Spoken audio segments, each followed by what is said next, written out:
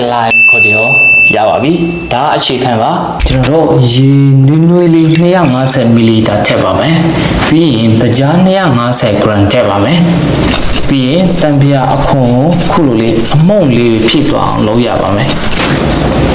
ကျွန်တော်တို့45 gram ရပြီဆိုတာနဲ့ထည့်လိုက်ပါခုနကတံပြာသီးကိုအရင်ညှိပြီးတော့30 ml ထည့်ပါမယ်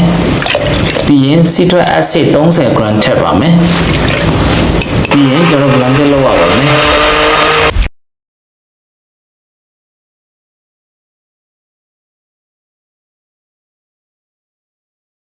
ကိုဆိုရင်ကျွန်တော်လိုချင်တဲ့ line ခေါ်တယ်